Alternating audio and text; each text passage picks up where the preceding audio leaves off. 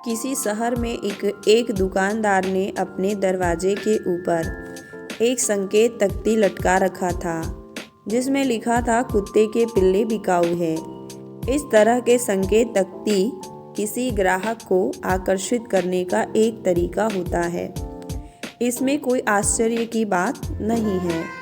वहाँ से गुजर रहा एक लड़के ने वो संकेत देखा और मालिक से संपर्क किया।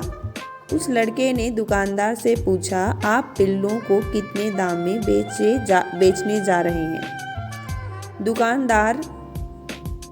दुकान के मालिक ने जवाब दिया, यही कोई 15 से 2000 रुपए तक। छोटे लड़के ने अपनी जेब से कुछ खुल्ला निकाला।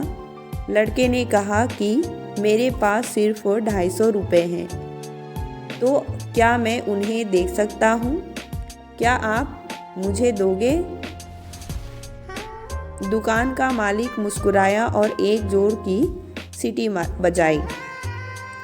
उसके दुकान के गलियों से भागती हुई एक महिला आई। उसके बाद 5 नन्हे छोटे छोटे पिल्ले भी उसके पीछे पीछे आए। उनमें से एक पिल्ला बाकी पिल्लों से काफ़ी पीछे चल रहा था। तभी उस लड़के की नज़र पीछे चल रहे पिल्ले में जा टिकी, जो लंगड़ा कर किसी प्रकार चल पा रहा था। तुरंत ही छोटे लड़के ने लंगड़ाते हुए पिल्ला को अपने गोद में उठा लिया। उसने दुकानदार से कहा कि छोटे कुत्ते के साथ क्या हुआ है? यह ठीक से चल क्यों नहीं पा रहा? क्या ये लंगड़ा है?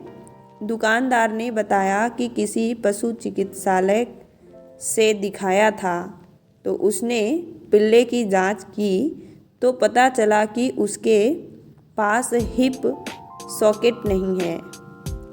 यह हमेशा जिंदगी भर लंगड़ा ही रहेगा। यह जानकर छोटा लड़का पिल्ला खरीदना चाहता हूँ। दुकान के मालिक ने आश्चर्य से कहा, नहीं, आप उस छोटे कुत्ते को नहीं खरीदना चाहेंगे। यदि आप वास्तव में उसे ले जाना चाहते हैं तो मैं उसे आपको ऐसे ही बिना कीमत चुकाए ही दे दूंगा। दुकानदार लड़का हैरान रहा। उसे बुरा लगा कि दुकानदार उसे मुफ्त में यह पिल्ला क्यों दे रहा है। उसने अपनी उंगली से इशारा करते हुए सीधे दुकान के मालिक की आंखों में देखा और कहा, मैं नहीं चाहता कि आप उस पिल्ले को मुझे मुफ्त में दें। उस छोटे से कुत्ते की कीमत हर दूसरे कुत्ते के बराबर है और मैं आपको इसलिए इसकी पूरी कीमत चुकाऊंगा।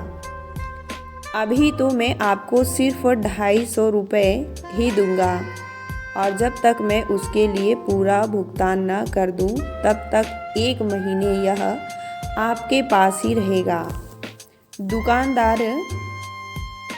दुकान के मालिक ने फिर से उससे छोटे लड़के की बात काटते हुए कहा कि आप इस छोटे लंगड़े कुत्ते को कैसे खरीद सकते हैं?